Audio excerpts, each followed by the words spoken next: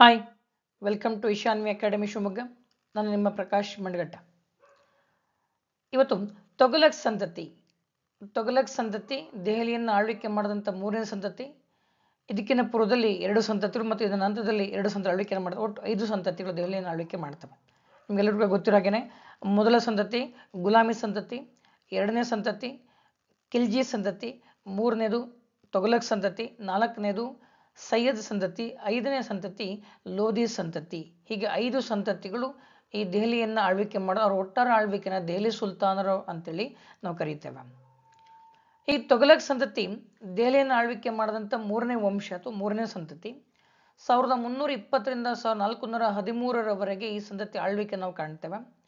ಈ ಸಂತತಿಯ ಸ್ಥಾಪಕ ಗಿಯಾಸುದ್ದೀನ್ ತೊಗಲಕ್. ಈತನ ಮೊದಲ ಹೆಸರು ಗಾಜಿ ಮಲ್ಲಿಕ್. ಇವರ ನಂತರ ಅಧಿಕಾರಕ್ಕೆ ಬಂದವನು ಈತನ ಮಗನಾಗಿದ್ದಂತಹ ಮೊಹಮ್ಮದ್ ಬಿನ್ ತುಘಲಕ್. ಈ ಸಂತತಿಯ ಅತ್ಯಂತ ಶ್ರೇಷ್ಠ ದೊರೆ. ಈತನ ಮೊದಲ ಹೆಸರು ಜುನಾ ಖಾನ್ ಅಂತೇಳಿ. ಈತ 1325ರಿಂದ 1351ರವರೆಗೆ ದೆಹಲಿಯ ಸುಲ್ತಾನನಾಗಿ ಆಳ್ವಿಕೆನ ಮಾಡ್ತಾನೆ. ಈ ಮೊಹಮ್ಮದ್ ಬಿನ್ ತುಘಲಕ್ ತನ್ನ ಆಡಳಿತಾತ್ಮಕ ಪ್ರಯೋಗಗಳೇನಿದ್ದಾವೆ ಅವುಗಳು ಅತ್ಯಂತ ಹೆಚ್ಚು ಚರ್ಚೆಗೆ ಗ್ರಾಸವಾಗಿರ್ತಕ್ಕಂಥ ಮತ್ತು ಇತಿಹಾಸಕಾರರಿಂದ ಸಾಕಷ್ಟು ಟೀಕೆಗೆ ಒಳಗಾಗಿರ್ತಕ್ಕಂಥ ಸಂಗತಿಗಳು. ಹಾಗಾಗಿನೇ ಮೊಹಮ್ಮದ್ ಬಿನ್ ತುಘಲಕ್ನ ಆಡಳಿತಾತ್ಮಕ ಪ್ರಯೋಗಗಳನ್ನು ವಿಮರ್ಶಾತ್ಮಕವಾಗಿ ಪರಿಶೀಲಿಸಿ ಅಂತೇಳಿ ಬಹಳ ಪ್ರಧಾನವಾಗಿರ್ತಕ್ಕಂಥ ಪ್ರಶ್ನೆ ಕೇಳಲಾಗ್ತಾ ಇದೆ. ಈ ಹಿಂದೆ ಹಳೆಯ ಪ್ರಶ್ನೆ ಪತ್ರಿಕೆಗಳಲ್ಲಿ ಬಹಳಷ್ಟು ಬಾರಿ ರಿಪೀಟ್ ಆಗಿರುವಂಥ ಪ್ರಶ್ನೆ, ಈತನ ಒಂದು ಆಡಳಿತಾತ್ಮಕ ಪ್ರಯೋಗಗಳನ್ನು ವಿಮರ್ಶಾತ್ಮಕವಾಗಿ ಬರೀಬೇಕು ಅಥವಾ ಪರಿಶೀಲನೆ ಮಾಡಬೇಕು, ಕ್ರಿಟಿಸೈಸ್ ಮಾಡಿ ಬರೀಬೇಕಾಗತ್ತೆ. ಇದು ಬಹಳ ಪ್ರಮುಖವಾಗಿರ್ತಕ್ಕಂಥ ಪ್ರಶ್ನೆ. ಇಲ್ಲಿ ಮೊಹಮ್ಮದ್ ಬಿನ್ ತುಘಲಕ್ನ ಮೊದಲ ಹೆಸರು ಜುನಾ ಖಾನ್ ಅಂತೇಳಿ. ನಿಮಗೆ ಹಾಡ್ಸಲ್ ಕೂಡ ಕ್ವಶನ್ ಬರುತ್ತೆ. ಮೊಹಮ್ಮದ್ ಬಿನ್ ತುಘಲಕ್ನ ಮೊದಲ ಹೆಸರು ಜುನಾ ಖಾನ್. ಈತ ಸುಶಿಕ್ಷಿತ ವಿದ್ವಾಂಸ, ಒಳ್ಳೆಯ ವಾಗ್ಮಿ ಹಾಗೆ ಪ್ರತಿಭಾವಂತ ಕಲಾಲಿಪಿಕಾರ. ಜೊತೆಗೆ ಗಣಿತ, ಖಗೋಳಶಾಸ್ತ್ರ, ತತ್ವಶಾಸ್ತ್ರ ಮತ್ತು ತರ್ಕಶಾಸ್ತ್ರಗಳಲ್ಲಿ ಬಹಳಷ್ಟು ಪಾಂಡಿತ್ಯನ ಪಡ್ಕೊಂಡಿದ್ದಂಥ ವ್ಯಕ್ತಿ. ನಿಸ್ಸಂಶಯವಾಗಿ ದೆಹಲಿ ಸುಲ್ತಾನರನ್ನ ಅವಲೋಕನ ಮಾಡಿದರೆ ದೆಹಲಿಯನ್ನು ಆಳ್ವಿಕೆ ಮಾಡಿದಂಥ ರಾಜ್ಯಗಳ ಅತ್ಯಂತ ಉತ್ತಮ ಪಂಡಿತ ಯಾರಾಗಿದ್ದರು ಅಂತಂದರೆ ಅದು ಮೊಹಮ್ಮದ್ ಬಿನ್ ತುಘಲಕ್. ಈತನ ನೀತಿಗಳು ಅತ್ಯಂತ ಉತ್ತಮವಾಗಿದ್ದವು. ಒಳ್ಳೆಯ ನೀತಿಗಳಾಗಿದ್ದರೂ ಕೂಡ ಆತ ಅದನ್ನು ಜಾರಿಗೆ ತರುವಲ್ಲಿ ಸಮರ್ಪಕವಾಗಿ ಪ್ರಾಯೋಗಿಕ ಜ್ಞಾನದ ಕೊರತೆಯಿಂದಾಗಿ ಅವು ಸಕ್ಸಸ್ ಆಗಲಿಲ್ಲ. ಆ ಕಾರಣಕ್ಕಾಗಿಯೇ ಆ ಎಲ್ಲ ಯೋಜನೆಗಳು ಮೊಹಮ್ಮದ್ ಬಿನ್ ತುಘಲಕ್ನ ಜನಪ್ರಿಯತೆನ ಕಡಿಮೆ ಮಾಡ್ತವೆ, ಕಳೆದುಕೊಳ್ಳಂಗೆ ಮಾಡ್ತವೆ. ಜೊತೆಗೆ ವೈರುಧ್ಯಗಳ ಮಿಶ್ರಣ ಎಂಬ ಖ್ಯಾತಿನೂ ಕೂಡ ಈತನಿಗೆ ಕೊಡ್ತವೆ. ಆ ಕಾರಣಕ್ಕಾಗಿಯೇ ಈತನ ಯೋಜನೆಗಳ ವಿಫಲತೆಯಿಂದಾಗಿ ಇತಿಹಾಸಕಾರ ಈತನ ಟೀಕೆ ಮಾಡ್ತಾರೆ. ಜೊತೆಗೆ ಡಾಕ್ಟರ್ ವಿ ಎಸ್ ಸ್ಮಿತ್ ಎಂಬ ಇತಿಹಾಸಕಾರ ಈತನನ್ನು ಇವನು ಪರಸ್ಪರ ವಿರುದ್ಧ ಗುಣಗಳ ಮಿಶ್ರಣ ಅಂತೇಳಿ ಕರೀತಾರೆ. ಪರಸ್ಪರ ವಿರುದ್ಧ ಗುಣಗಳ ಮಿಶ್ರಣ, ಎ ಮಿಕ್ಸ್ಚರ್ ಆಫ್ ಆಪೋಸಿಟ್ಸ್ ಅಂತೇಳಿ ಕೂಡ ಈತನನ್ನು ಈ ಡಾಕ್ಟರ್ ವಿ ಎಸ್ ಸ್ಮಿತ್ ಉಲ್ಲೇಖ ಮಾಡೋದನ್ನು ಕಾಣ್ತೇವೆ.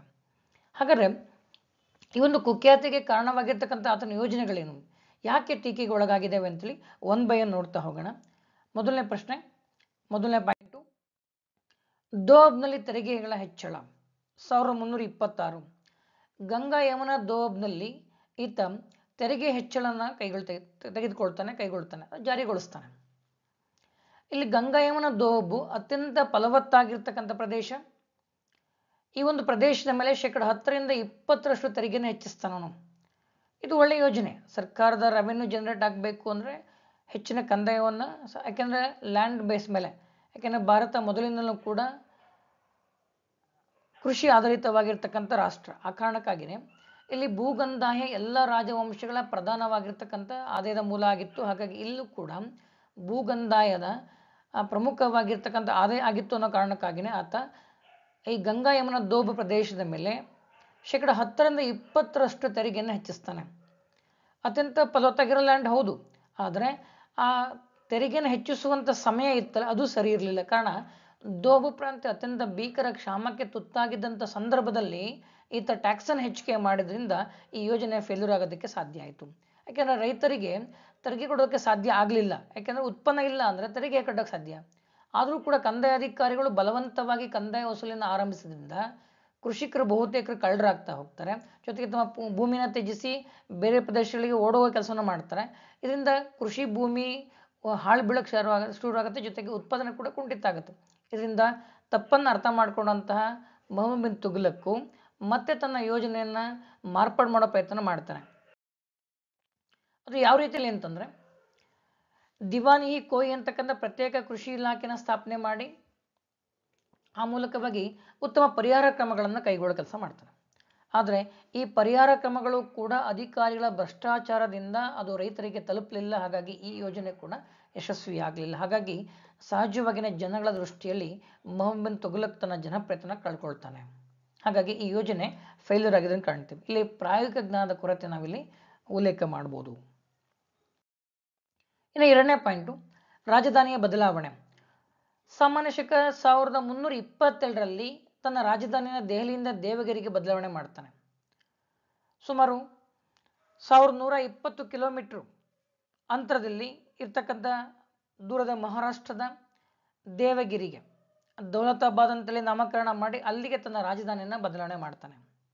ಯಾಕೆ? ಕಾರಣಗಳೇನು? ಯಾಕೆ ಮೊಹಮ್ಮದ್ ಬಿನ್ ತುಘಲಕ್ ತನ್ನ ರಾಜಧಾನಿಯನ್ನು ಬದಲಾವಣೆ ಮಾಡ್ತಾನೆ ಅಂತಂದ್ರೆ, ಇಲ್ಲಿ ಪ್ರಧಾನವಾಗಿ ಉಲ್ಲೇಖ ಮಾಡೋ ಕಾರಣಗಳೇನು ಅಂದ್ರೆ, ದೇವಗಿರಿಯು ಸಾಮ್ರಾಜ್ಯದ ಮಧ್ಯಭಾಗದಲ್ಲಿ ಇರೋದ್ರಿಂದ ಆಡಳಿತದ ಅನುಕೂಲತೆ ದೃಷ್ಟಿಯಿಂದ ಒಳ್ಳೆಯದಾಗತ್ತೆ.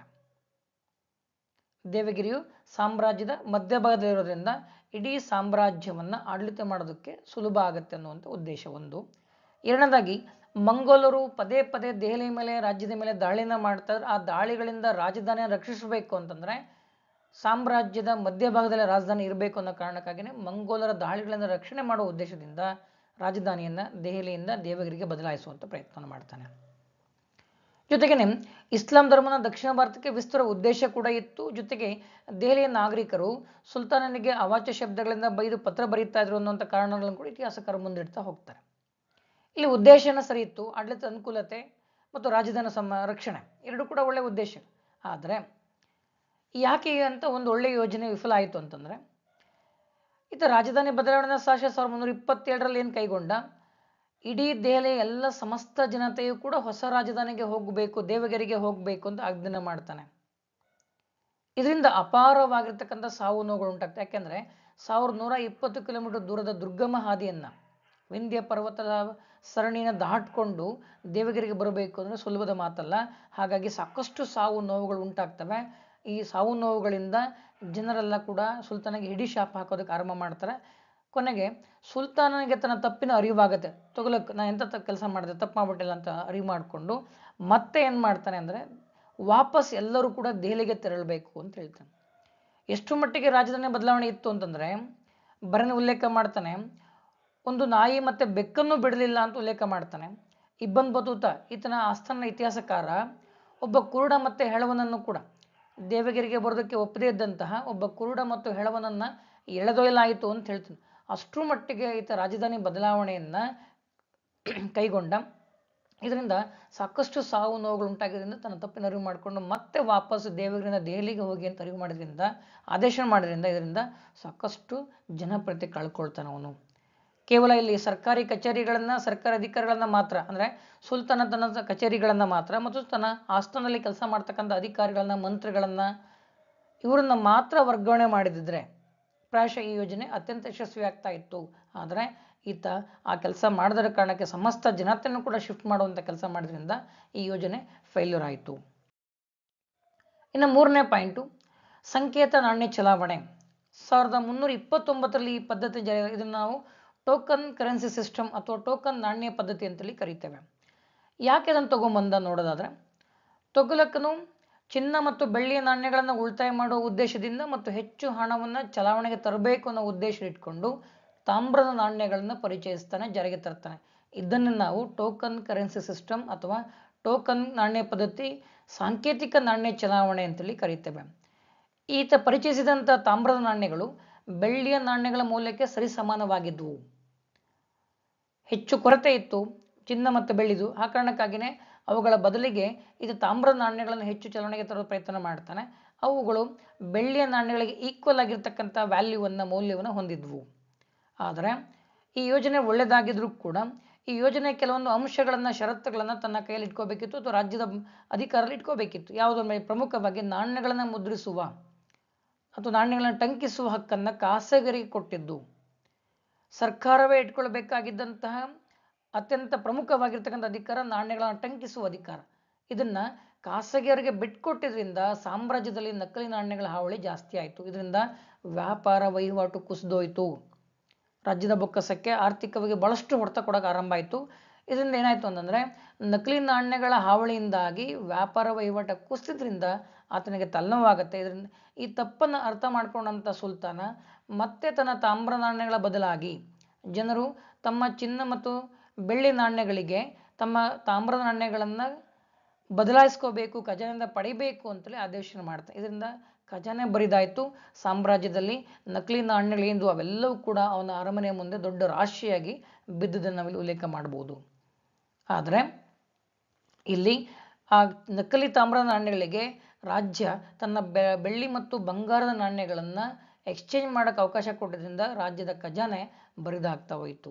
ಒಂದು ವೇಳೆ ಇಲ್ಲಿ ನಾಣ್ಯಗಳನ್ನು ಟಂಕಿಸುವ ಅಧಿಕಾರವನ್ನು ಸರ್ಕಾರನೇ ಅಥವಾ ಸುಲ್ತಾನನೇ ಇಟ್ಕೊಂಡಿದ್ದರೆ ಈ ಯೋಜನೆ ಅತ್ಯಂತ ಯಶಸ್ವಿ ಆಗ್ತಾ ಇತ್ತು.